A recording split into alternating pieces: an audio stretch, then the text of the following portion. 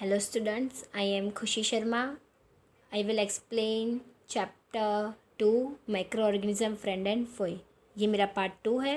अगर आपको पार्ट 1 देखना है तो आप डिस्क्रिप्शन बॉक्स लिंक पर जाकर देख सकते हैं. Okay, let's start. Microorganisms and us.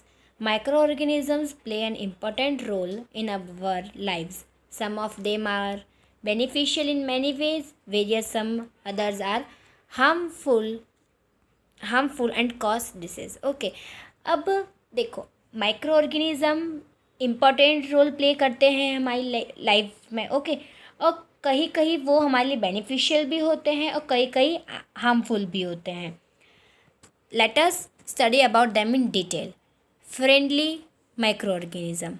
Microorganisms are used for various purposes. They are used in the preparation of curd, bread and cake. Various purposes के लिए भी हम माइक्रो ऑर्गेनिज़म यूज़ करते हैं, जैसे कर्ड, ब्रेड और केक बनाने में. Okay, microorganism have been used for the production of alcohol since ages. बहुत सालों से microorganism production of alcohol को बनाने के लिए भी यूज़ हो रहा है. They are also used in cleaning up of the environment. For example, the organic wastage, vegetable peels, remains of animals, faeces etcetera. अब इन्वायरमेंट के लिए, सफाई के लिए भी वो यूज़ होते हैं. माइक्रो ऑर्गेनिज़म यूज़ होते हैं, जैसे कि organic wastage, vegetable peels, remains of animals, faeces etcetera are broken down into harmless and usable substance by bacteria. जो हार्मलेस और यूजेबल सब्सटेंस है वो ब्रोक डाउन करता है bacteria. Okay, recall that the bacteria are also used in the preparation of medicine. Bacteria medicine बनने में भी use होते हैं. In agriculture they are use to increase soil fertility by fixing nitrogen. अब agriculture में वो सॉइल फर्टिलिटी भी बढ़ाते हैं. सॉइल फर्टिलिटी बढ़ाने के लिए भी यूज़ होते हैं. Making of curd and bread. Curd contains several microorganism. Curd में कई माइक्रो ऑर्गेनिज्म होते हैं. Okay, of this the bacterium lactobacillus promotes the formation of curd. अब इसका एक बैक्टीरिया है कर्ड का, लैक्टोबैसिलियस. वो कर्ड को फॉर्मेशन करने के लिए प्रमोट करता है. Okay, it multiplies in milk and convert it into curd. वो मिल्क में मल्टीप्लाई करता है और कर्ड में कन्वर्ट करता है मिल्क को. ओके, वो मिल्क में एक लैक्टोबैसिलियस जाता है और कर्ड में कन्वर्ट करता है मिल्क को. Bacteria are also involved in the making of cheese, pickles and many other food items. Bacteria cheese बनाने के लिए, पिकल्स अचार बनाने के लिए और भी फूड आइटम्स बनाने के लिए यूज़ होते हैं. एन इम्पॉर्टेंट इंग्रेडिएंट ऑफ रवा, सूजी, इडलीज एंड भटूराज इज कर्ड. जो रवा सूजी का इम्पॉर्टेंट इंग्रेडिएंट है इडलीज और भटूराज बनाने. जैसे सूजी से इडली बनती है, भटूरा बनते हैं, तो इम्पॉर्टेंट इंग्रेडिएंट कौन सा है उसमें? Curd. Can you guess why? क्या आप गैस कर सकते हैं क्यों? यहाँ एक एक्टिविटी है. टेक 1.5 kg फ्लोर, आटा और मैदा, add some sugar and mix with warm water. अब हमें 1.5 kg फ्लोर लेना है और उसमें थोड़ी सी शुगर मिक्स करनी है और गर्म पानी के साथ उसे मिक्स करना है. Add a small amount of yeast powder and need to make a soft dough. अब हमें थोड़ा सा उसमें ईस्ट पाउडर डालना है और उसे सॉफ्ट डव बनाना है. Okay, what do you observe after 2 hours? अगर हम 2 घंटे बाद देखेंगे तो हम क्या ऑब्जर्व करेंगे? Did you find the Dove rising? Of course. जब अगर हम आटा लेते हैं, उसमें शुगर डालते हैं और पानी के गर्म पानी के साथ मिक्स करते हैं, उसमें अगर ईस्ट पाउडर डालेंगे और सॉफ्ट डव बनाएंगे तो वो क्या, कुछ 2 घंटे बाद वो राइज हो जाएगा, मीन्स फूल जाएगा मैदा. देखो इधर पिक्चर भी दी है. ओके, अब है east reproduces rapidly and produces carbon dioxide during respiration. East जल्दी जल्दी रिप्रोड्यूस होता है और कार्बन डाइऑक्साइड प्रोड्यूस करता है. Bubbles of the gas fill the dough and increase it volume. जो गैस के बबल्स होते हैं वो डव में भरते हैं. जो गैस के बबल्स होते हैं वो डव में भरते हैं और वॉल्यूम इंक्रीज करता है east. Okay, this is the basis of the use of east in the baking industry for making breads, pastries and cakes. इसलिए ये ईस्ट बेकिंग इंडस्ट्री में भी यूज़ होता है, जैसे ब्रेड्स बनने के लिए, पेस्ट्रीज और केक बनने के लिए। अब है commercial use of microorganism. Microorganism are used for the large scale production of alcohol, wine and acetic acid vinegar. Microorganism ज़्यादातर अल्कोहल, वाइन और विनेगर प्रोडक्शन के लिए यूज़ होता है। Yeast is used for commercial production of alcohol and wine. Yeast use होता है commercial production से alcohol और वाइन को प्रोडक्शन करने के लिए ईस्ट यूज़ होता है। Okay, for this purpose east is grown on natural sugars present in grains like barley, wheat, rice, crushed fruit juices etcetera. अब देखो ईस्ट कहाँ ग्रोन होता है? नेचुरल शुगर में। और नेचुरल शुगर किस में प्रेजेंट होती है? ग्रेन्स में, यानी अनाज में, जैसे barley, wheat, rice, fruit juice etcetera. अब यहाँ पे हमें एक एक्टिविटी दी गई है। Take a 500 ml beaker filled up to 3/4 with water. Okay, हमें 500 मिलीलीटर बीकर लेना है और उसको 3/4 वाटर के साथ फिल करना है, भरना है। Dissolve 2-3 teaspoon of sugar in it. और उसमें 2 से 3 चम्मच हमें शुगर मिक्स करनी है, यानी डिज़ोल्व करनी है। Add half spoon of yeast powder to the sugar solution. और हमें शुगर सॉल्यूशन में थोड़ा सा ईस्ट पाउडर भी डालना है। Okay, keep it covered in a warm place for 4 to 5 hours। Now smell the solution, can you get a smell? Okay, अब हमें क्या एक गर्म जगह पर रखना है उसको 4 से 5 घंटे कवर करके। ओके, अब 4-5 घंटे के बाद अगर हम उसे स्मेल करेंगे तो उसकी बहुत गंदी स्मेल आएगी। This is the smell of alcohol as sugar has been converted into alcohol by yeast. ये किसकी स्मेल होगी? अल्कोहल की, क्योंकि जो शुगर है वो किस में कन्वर्ट हो गई? अल्कोहल में। किसकी वजह से? ईस्ट की वजह से। Okay, this process of conversion of sugar into alcohol is known as fermentation. जो ये प्रोसेस थी, शुगर किस में कन्वर्ट हुई? अल्कोहल में। जो ये प्रोसेस थी उसे हम क्या बोलते हैं? Fermentation. Louis Pasteur discover fermentation in 1857। Louis Pasteur ने फर्मेंटेशन ढूंढी थी। कब डिस्कवर की थी? कब? 1857 में। अब है medicinal use of micro organism.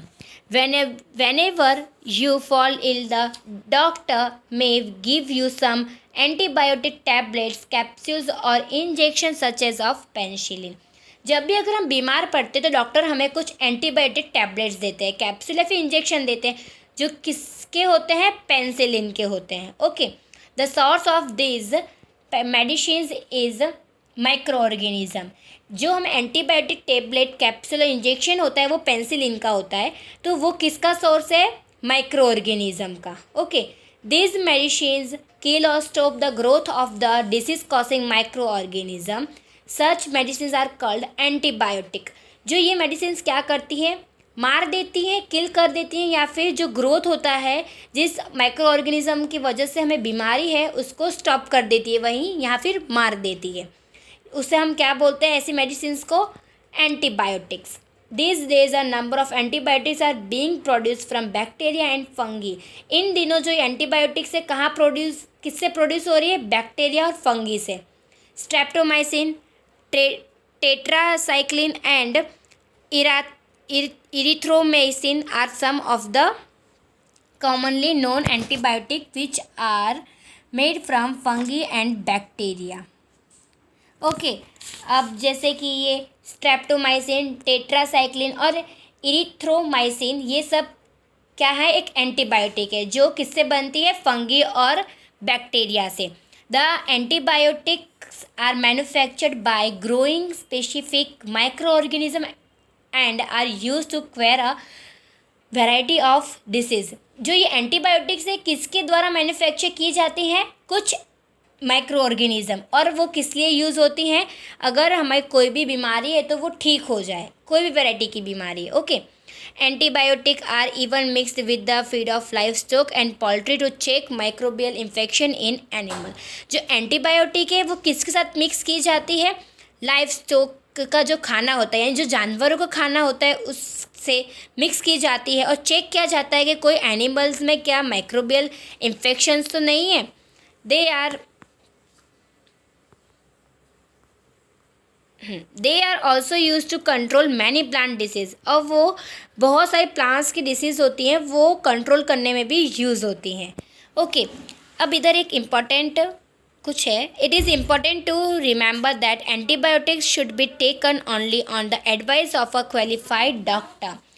अब ये आपको याद रखने की बहुत ज़रूरत है कि जो एंटीबायोटिक्स होती है हमें कब लेनी चाहिए, जब डॉक्टर हमें एडवाइस दे। ओके, हमें बिना डॉक्टर के एडवाइस एंटीबायोटिक्स नहीं लेनी चाहिए।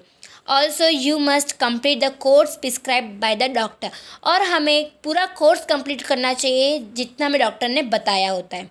If you take antibiotics when not needed और in wrong dosage, it may make the drug less effective when you might need it in future. अगर हम एंटीबायोटिक्स को हमें जब ज़रूरत नहीं हो या फिर हम रॉन्ग डोज में ले रहे हो तो वो हमारे लिए कम इफ़ेक्टिव होगी, कम प्रभावी होगी, जिसकी हमें फ्यूचर में ज़रूरत पड़ सकती है। Also antibiotics taken unnecessarily may kill the beneficial bacteria in the body. Antibiotics जो हमारे बैक्टीरिया जो हमें ज़रूरत नहीं है हमारी बॉडी को, उसको भी किल करती है, मार देती है। Antibiotics however are not effective against cold and flu as these are caused by viruses. जो एंटीबायोटिक्स है वो इतनी इफेक्टिव नहीं होती हैं, जैसे कोल्ड फ्लू अगर हमें हुआ हो तो हमें एंटीबायोटिक नहीं लेनी चाहिए, क्योंकि ये किससे होते हैं, हमें वायरस से होते हैं, ना ही बैक्टीरिया से। अगर हमें बैक्टीरिया की रिलेटेड ही बीमारी हो तो ही हमें एंटीबायोटिक लेनी चाहिए, वरना नहीं लेनी चाहिए। अब है इधर vaccine. When a disease carrying microbe enter our body, the body produce antibodies to fight the invader. अगर हमारे अंदर कोई ऐसा माइक्रोब चला गया जो बॉडी प्रोड्यूस करती है एंटीबॉडीज़ फाइट करने के लिए, जैसे अब वैक्सीन है वो कैसी है कि अगर जब हम छोटे होते हैं तो हमें वैक्सीन दी जाती है कि हमारे अंदर पोलियो जैसी कोई बीमारी ना आए। The body also remember how to fight the microbe if it enters again. Body को याद रहता है कि हमें कैसे फाइट करना है अगर कोई माइक्रोब हमारे अंदर आ जाए। सो इफ़ डेड और weakened microbes are introduced in a healthy body, the body fights and kills them by producing suitable antibiotics. अगर वो मार देती है या फिर वही माइक्रोब को ख़त्म कर देती है तो जो हेल्दी बॉडी में तो वो बॉडी फाइट कर सकती है और मार सकती है, किसके द्वारा, जो हमें एंटीबॉडीज़ दी जाती हैं, वैक्सीन दी जाती है मीन्स। ओके,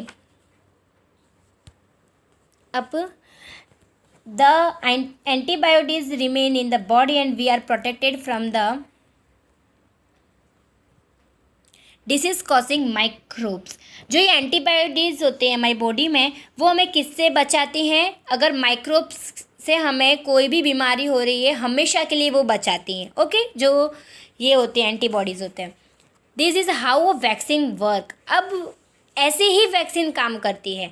अगर छोटे में हमें वैक्सीन लग गई, अगर हमें पोलियो हुआ तो वो, अगर हमें पोलियो की वैक्सीन लगी है तो वो जो एंटीबॉडीज़ होंगे वो उन्हें मार देंगे या फिर वहीं ख़त्म कर देंगे। Okay, several diseases including cholera, tuberculosis, small pox and hepatitis can be prevented by vaccine. Okay, जैसे कि कुछ डिसीज़ है कई जैसे cholera, tuberculosis, small pox, hepatitis, ये हमें किस वैक्सीनेशन के द्वारा हम इससे बच सकते हैं इन बीमारियों से। Okay, Edward Jenner discovered the vaccine for smallpox in 1798।